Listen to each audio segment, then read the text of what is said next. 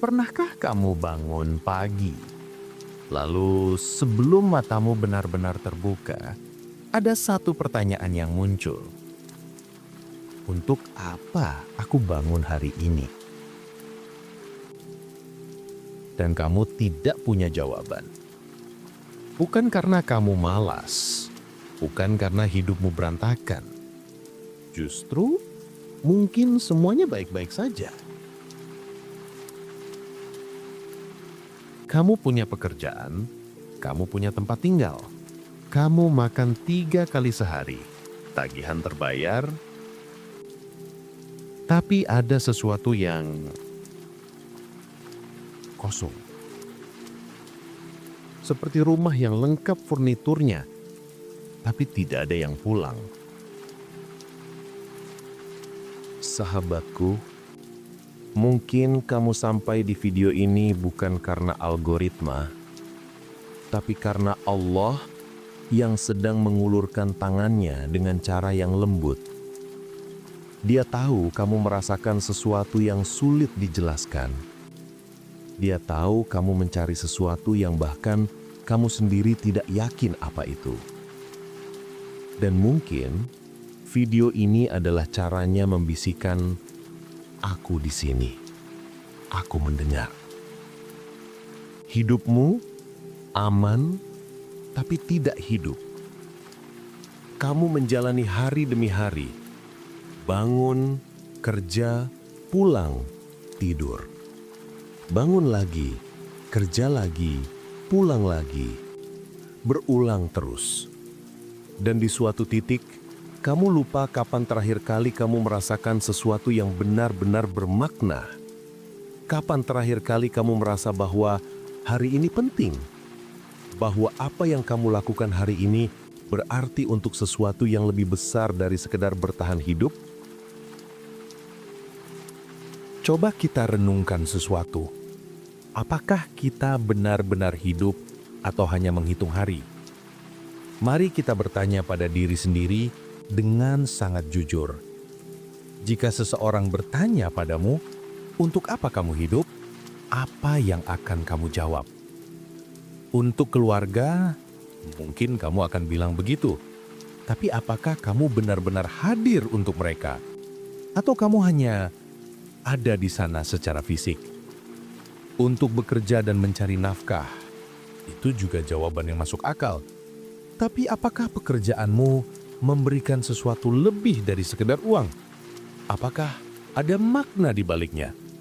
Atau mungkin kamu tidak punya jawaban sama sekali, dan itu yang membuatmu gelisah. Ada sesuatu yang paradoks dalam kehidupan modern. Kita hidup di zaman di mana hampir semua kebutuhan fisik bisa dipenuhi. Makanan tersedia, air mengalir, atap di atas kepala, wifi terhubung. Tapi mengapa justru di era ini begitu banyak orang yang merasa hampa? Mengapa semakin banyak yang kita punya, semakin sedikit yang kita rasakan? Barangkali karena kita mengisi hidup kita dengan hal-hal, tapi lupa mengisinya dengan makna. Kita sibuk mengejar apa yang kita inginkan, tapi lupa bertanya untuk apa kita menginginkannya. Barangkali. Allah berfirman dalam surat Az-Zariyat ayat 56. "Wa ma khalaqtul jinna wal insa illa liya'budun." Dan aku tidak menciptakan jin dan manusia, melainkan agar mereka beribadah kepadaku. Mari kita renungkan ayat ini dengan sangat perlahan. Agar mereka beribadah kepadaku. Bukan agar mereka sukses, bukan agar mereka kaya, bukan agar mereka bahagia, tapi agar mereka beribadah. Apa artinya ini? Mungkin ibadah bukan hanya tentang sholat, puasa, atau zikir. Ibadah adalah cara kita memaknai seluruh kehidupan. Ketika pekerjaanmu menjadi ibadah bukan hanya rutinitas, kamu menemukan makna. Ketika interaksimu dengan orang lain menjadi ibadah bukan hanya kewajiban sosial, kamu merasakan kehadiran. Ketika tidurmu pun berniat sebagai persiapan untuk bangun melayaninya, bahkan istirahat pun punya tujuan. Hidup yang bermakna adalah hidup yang sadar akan Sang Pemberi makna. Tapi mari kita jujur, kebanyakan dari kita tidak hidup seperti itu. Kita hidup seperti mesin, atau lebih tepatnya, seperti orang yang berjalan sambil tidur. Alarm berbunyi, kita bangun tapi tidak sadar. Kita mandi, sarapan, berangkat kerja. Semua dilakukan tapi tidak dirasakan. Seperti robot yang diprogram untuk fungsi tertentu, efisien, tapi tidak hidup. Dan yang lebih menyedihkan, kita tidak menyadarinya. Sampai suatu hari di tengah kesibukan itu, tiba-tiba ada momen sunyi dan kita bertanya, aku sedang apa sebenarnya? Coba kita lakukan sesuatu sekarang. Pikirkan 3 hari terakhir dalam hidupmu. Apa yang kamu ingat dari 3 hari itu? Tidak banyak, bukan? Karena hampir semua hari terasa sama. Tidak ada yang spesial, tidak ada yang bermakna. Jika hari-harimu tidak ada yang kau ingat, apakah kau benar-benar mengalaminya? Allah berfirman dalam surat Al-Asr, Wal asr, innal insana lafi khusr, illa alladhina amanu wa amilus salihati wa tawasaw bil haqqi wa tawasaw bis sabr. Demi masa, sesungguhnya manusia berada dalam kerugian, kecuali orang-orang yang beriman dan mengerjakan kebajikan, serta saling menasihati untuk kebenaran dan saling menasihati untuk kesabaran. Perhatikan, surat ini dimulai dengan demi masa. Waktu. Hidup kita adalah tentang waktu. Dan Allah bersumpah atas waktu, yang artinya ini sangat penting. Lalu dia bilang, manusia dalam kerugian, kecuali mereka yang beriman, mereka yang beramal solih, mereka yang saling menasehati. Artinya, hidup yang tidak rugi adalah hidup yang punya arah. Iman, kamu tahu untuk siapa kamu hidup. Amal solih, kamu tahu apa yang harus kamu lakukan. Saling menasehati, kamu tahu kamu tidak sendiri dalam perjalanan ini. Tanpa itu semua, berapapun hari yang kita jalani, kita merugi. Dalam Islam, ada satu kata yang sangat indah, hikmah. Hikmah sering diterjemahkan sebagai kebijaksanaan. Tapi sebenarnya, hikmah adalah kemampuan melihat makna di balik yang tampak. Orang yang punya hikmah tidak hanya melihat apa yang terjadi, tapi mengapa itu terjadi. Tidak hanya melihat fakta, tapi pelajaran di balik fakta itu.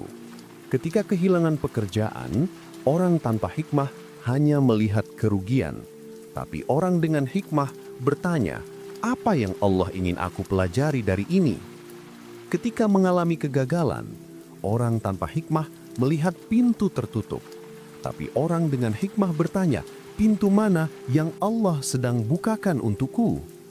Hikmah adalah mata hati yang bisa melihat tangan Allah di tempat-tempat yang mata biasa tidak bisa. Rasulullah Shallallahu Alaihi Wasallam bersabda dalam hadis riwayat Muslim nomor 2999.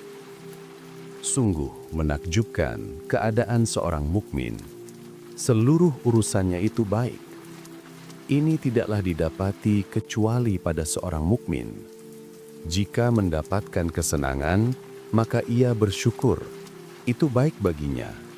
Jika mendapatkan kesusahan, maka ia bersabar. Itu pun baik baginya. Subhanallah. Perhatikan. Seluruh urusannya adalah baik, bukan sebagian, bukan hanya yang menyenangkan, tapi seluruhnya. Senang, baik. Susah, juga baik. Bagaimana bisa?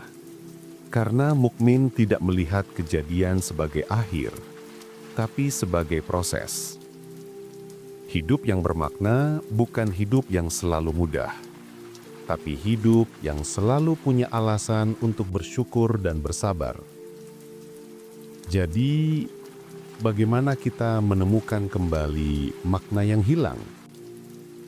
Mungkin kita tidak perlu mencari makna, karena makna sudah ada. Yang perlu kita lakukan adalah bangun. Bangun dari tidur panjang ini. Sadar kembali. Coba lakukan ini besok pagi. Ketika kamu bangun, sebelum kamu mengecek ponsel, sebelum kamu terburu-buru, tarik nafas. Katakan dalam hati, Alhamdulillah, aku diberi 1 hari lagi. Bukan, aku harus bangun lagi, tapi aku diberi kesempatan untuk bangun lagi. Saat kamu bekerja, jangan hanya memikirkan deadline, tapi tanyakan, apa yang bisa aku beri hari ini? Saat kamu bertemu orang, jangan hanya berbasa-basi, tapi hadir, benar-benar hadir. Dengarkan, lihat, rasakan. Saat kamu pulang, jangan langsung tidur. Luangkan 5 menit untuk muhasabah, evaluasi diri. Apa yang aku lakukan hari ini yang akan aku bawa sampai mati? Mari kita coba sesuatu sekarang. Tutup matamu sebentar. Atau pandangi sesuatu yang menenangkan. Tarik napas dalam-dalam. Buang perlahan. Sekarang, tanyakan pada dirimu sendiri. Jika aku mati besok, apa yang akan aku sesali tidak pernah kulakukan? Apakah itu memeluk orang tuamu lebih lama? Apakah itu meminta maaf pada seseorang? Apakah itu belajar Al-Quran dengan lebih sungguh-sungguh? Apakah itu mengejar mimpi yang selama ini kau pendam? Apapun itu, itulah yang memberi makna. Jangan tunggu sampai terlambat, karena hidup tidak pernah menjanjikan besok. Sahabatku, mungkin kita selama ini salah paham tentang ibadah. Kita pikir ibadah adalah sesuatu yang kita lakukan di masjid, di sajadah, di bulan Ramadan. Padahal, ibadah adalah cara kita melihat seluruh kehidupan. Ketika memasak untuk keluarga, itu ibadah jika diniatkan. Ketika bekerja dengan jujur, itu ibadah jika diniatkan. Ketika tersenyum pada orang asing, itu ibadah jika diniatkan. Bahkan ketika tidur untuk memulihkan tenaga, itu ibadah jika diniatkan. Niat adalah mata air yang mengubah aktivitas menjadi makna. Tanpa niat yang benar, bahkan sholat pun bisa menjadi gerakan tanpa ruh. Tapi dengan niat yang benar, bahkan hal-hal kecil menjadi amal yang dicatat sampai akhirat. Allah berfirman dalam surat Al-Mulk ayat 2. Alladzi khalaqal mauta wal hayata liyabluwakum ayyukum ahsanu amala. Yaitu yang menciptakan kematian dan kehidupan untuk menguji kamu, siapa di antara kamu yang lebih baik amalnya. Perhatikan, bukan siapa yang paling banyak amalnya, tapi siapa yang lebih baik amalnya.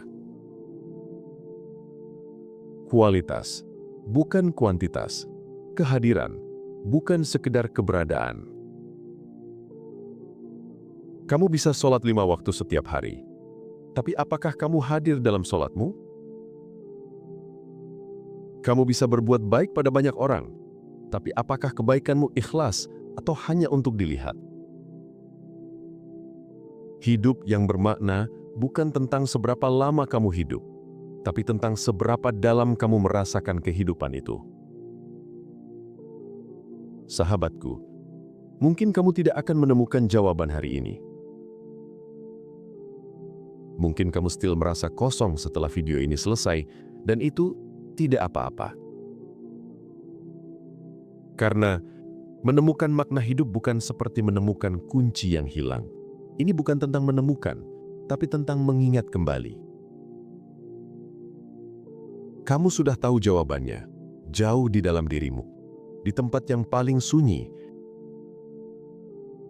Kita diciptakan untuk mengenal Allah, dan mengenalnya bukan hanya lewat doa, tapi lewat cara menjalani setiap detik yang Dia beri.